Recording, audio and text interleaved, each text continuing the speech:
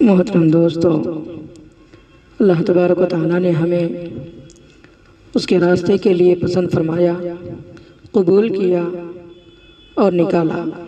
یہ اللہ کا بہت بڑا احسان اور انعام ہے۔ اس میں ہمارا کوئی کمال نہیں ہے دوستو۔ ہمارے لیے نہ جانے کتنے لوگوں نے دعائیں کی ہوگی، راتوں کو اٹھ کر تہجد میں روئے ہوں گے، تب جا کر اللہ نے ہمیں قبول کیا ہے دوستو۔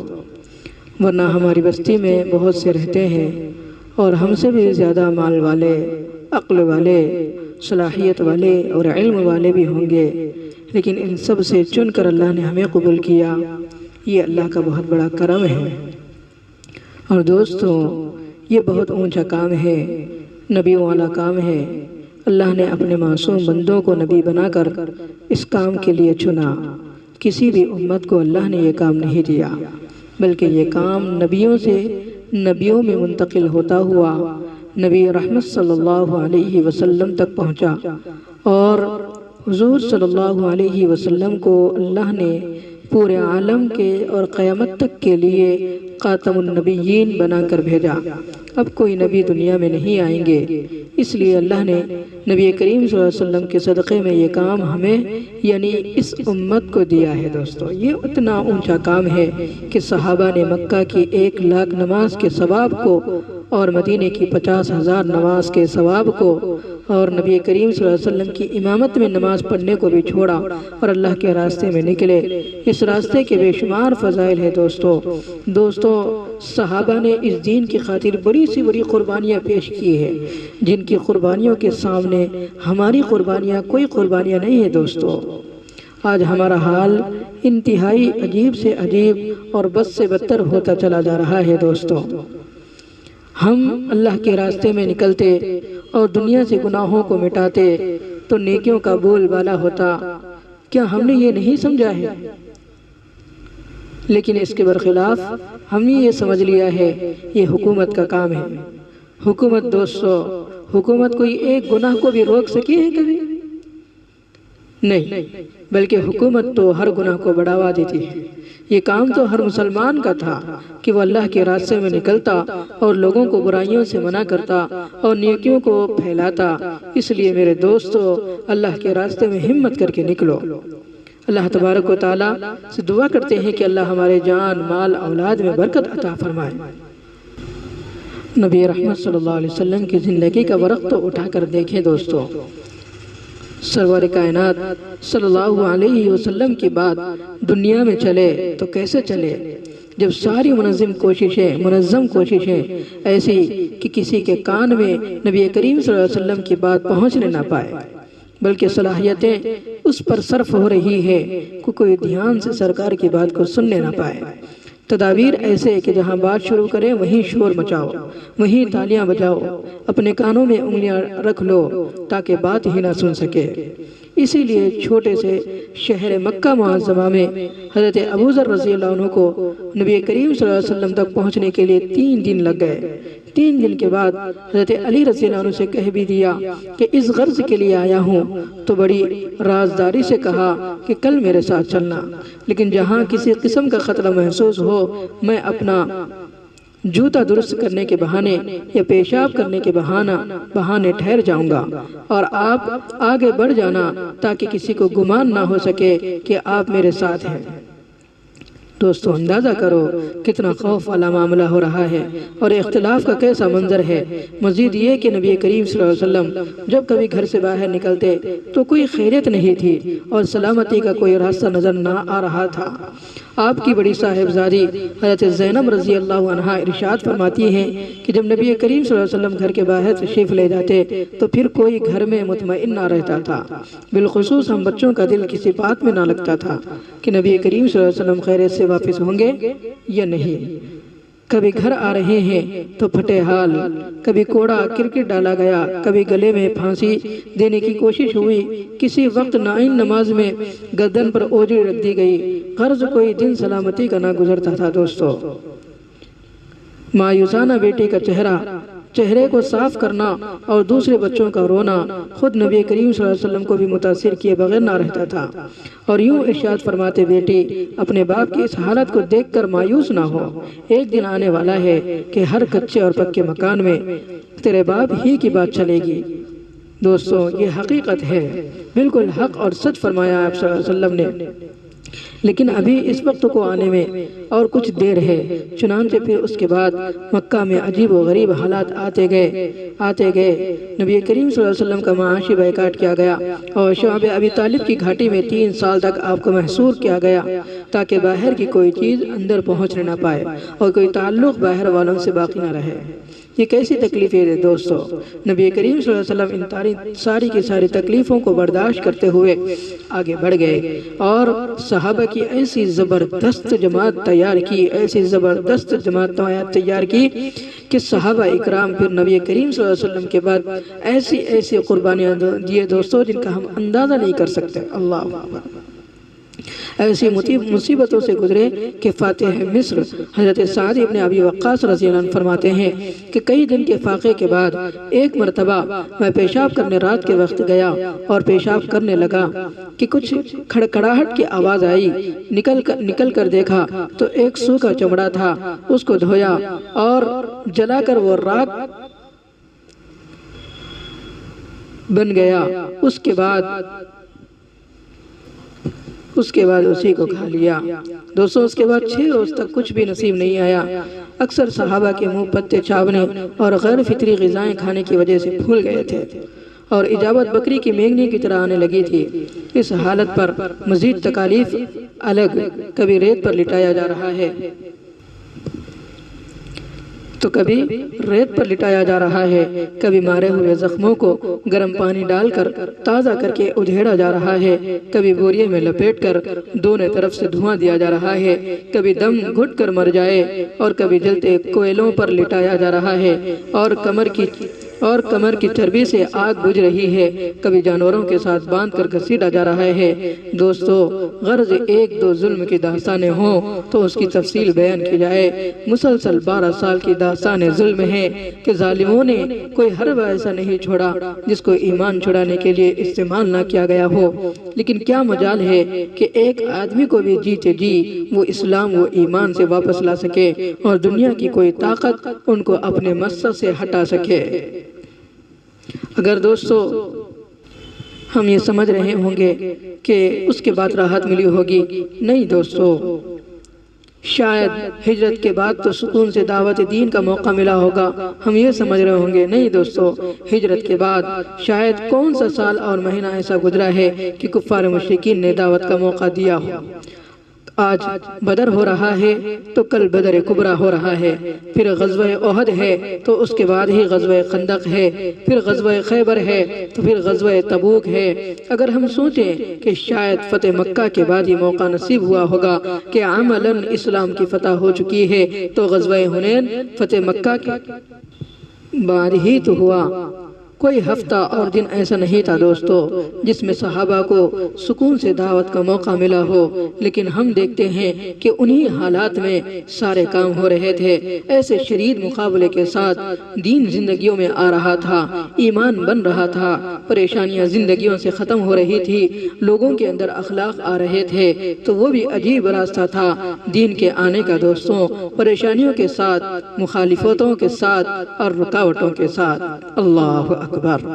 آج دوستوں ہمارے پاس کتنی سہولتیں ہیں۔ اس زمانے میں نہ کسی مسجد میں بیت الخلا تھا، نہ کسی مسجد میں طہارت خانے تھے، نہ غسل خانے تھے، نہ کسی مسجد میں کہیں نصرت کی کوئی گنجائش تھی۔ دوستوں آج ہمارے زمانے میں کتنی سہولتیں ہیں، کتنے ہمارے پاس آسائشیں ہیں، اس کے باوجود بھی ہم اس کام سے پیچھے ہٹ رہے ہیں۔ دوستوں ہندوستان میں یہ جو کام شروع ہوا ہے دعوت دین کا، یقیناً دوستو بالکل سنت کے مطابق چل رہا ہے۔ ہمیں چاہیے کہ ہم اس محنت میں لگیں، جہاں جب بھی جیسے بھی موقع ملے اور اللہ کی طرف سے میسر ہو وقت، تو آج اس کہتا ہے کہ دین کی دعوت جو اس ہندوستان میں شروع ہوئی ہے اور چل رہی ہے دوستو، یہ بہت بڑی چیز ہے۔ دنیا میں سب سے بڑا شرک اور کفر کا اڈا جہاں ہزاروں بتوں کی پوجا ہو رہی ہے، وہاں سے دعوت کا شروع ہونا اور بہت سارے لوگوں کے سمجھ سے باہر ہے۔ وہ سمجھتے ہیں کہ سعودیہ جو سب سے مالدار ملک ہے، وہاں سے یہ دعوت شروع ہونی چاہیے کہ وہاں حکومت بھی مسلمانوں کی، کویت سے، شام سے، مصر سے، اردن سے، غرض کسی مسلم ملک سے یہ تحریک شروع ہونی تھی کہ ان کے پاس ملک و مال کے نقشے ہیں۔ چنانچہ ایک جماعت جب روس گئی تو سب لوگ ششدر رہ گئے کہ یہ کفر کے اڈے سے آ کر ایمان کی دعوت دے رہے ہیں، اور ان لوگوں کے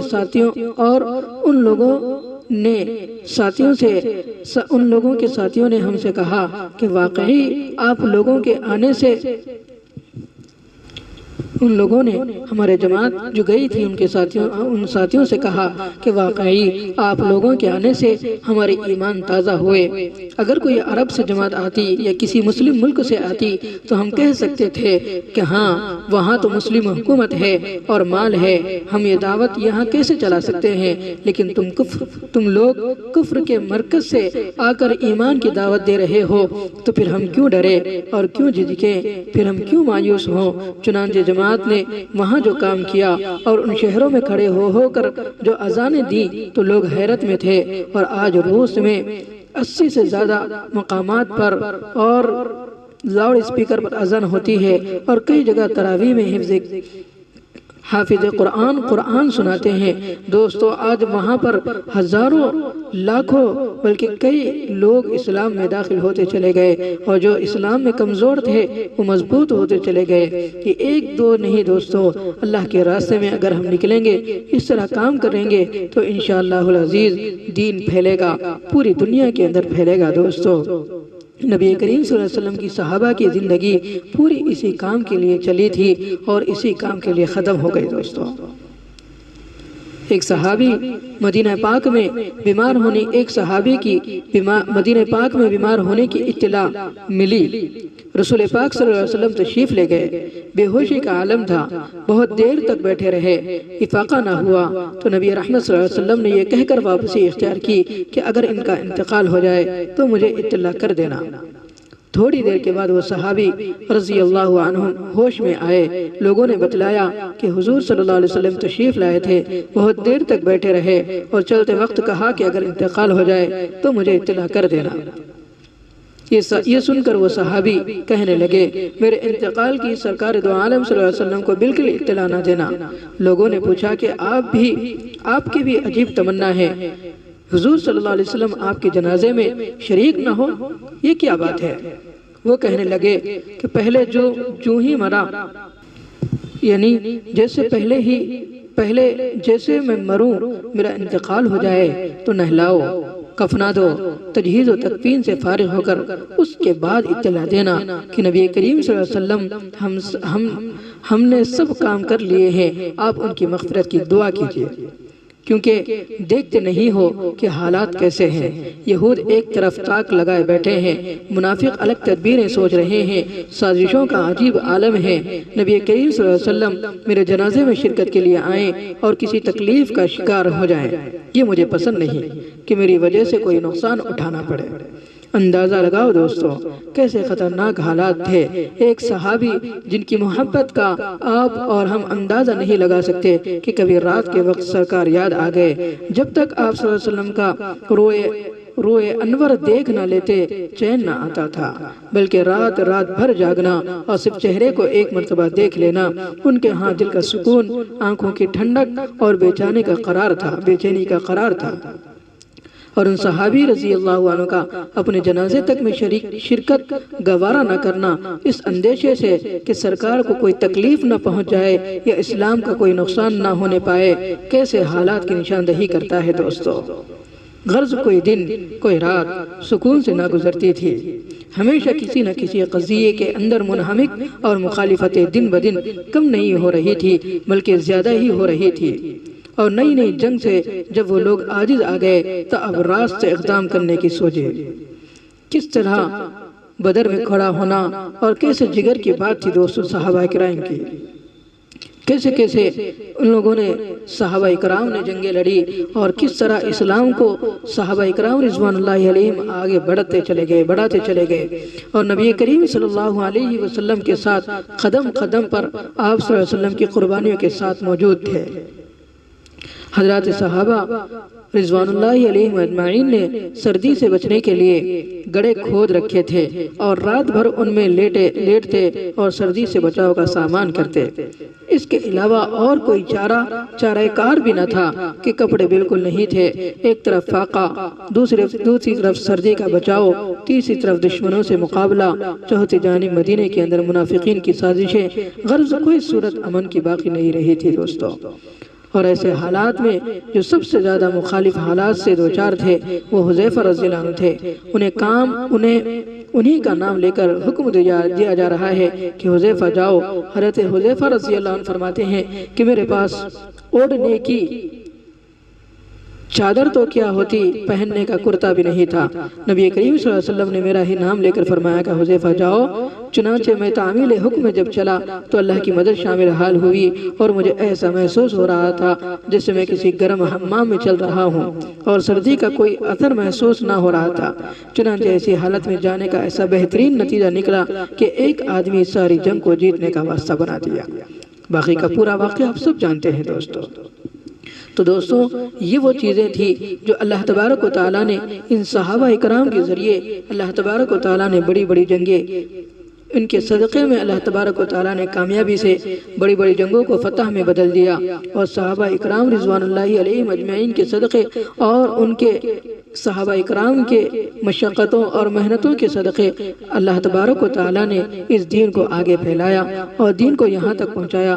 دوستو آج ضرورت ہے کہ ہم بھی صحابہ اکرام کا مشن اپنے ہاتھ میں لیں اور ہاتھ میں لے کر آگے بڑھنے والے بنیں۔ دوستو اب حالات کو درست کرنے کا وقت آ چکا ہے۔ حالات کو درست کرنے کا بہترین طریقہ یہ ہے کہ ہم اللہ کے راستے میں نکل کر محنت و مجاہدہ اختیار کریں تو اللہ ہماری ضرورتوں کو اپنی قدرت سے پوری فرمائیں گے، ورنہ اپنی خودی سے مسائل حل کرنے کی کوشش فرمائیں گے تو یقیناً اللہ تعالی حالات کے حوالے کریں گے اور پریشانیوں میں گھر جاؤں گے دوستو۔ اور ساتھ ہی مقدر سے زیادہ رزق اور وسعت اور عزت غرض کوئی چیز بھی ملے گی ہی نہیں دوستو۔ اس لیے اگر ہم اللہ کے ہو جائیں، اللہ کے لیے کام کریں گے تو انشاءاللہ قدم قدم پر ہماری مدد ہوگی اور کامیابی ہمیں ملے گی، اور رزق جو مقدر ہے وہ تو مل کر ہی رہے گا۔ تو واقعی ہم نے اللہ کے راستے میں دوستو نہ نکلنے کو اپنے اندر کسی چیز کی کمی نہیں سمجھی۔ تھوڑا بتلاؤ تو صحیح، نماز نہ پڑھنے کو ہم نے گناہ سمجھا ہے اور بہت سی چیزوں کو تو گناہ سمجھا ہے، چوری کرنا، زنا کرنا، قتل کرنا، لیکن نماز نہ پڑھنے کو بھی کبھی ہم نے گناہ سمجھا ہے؟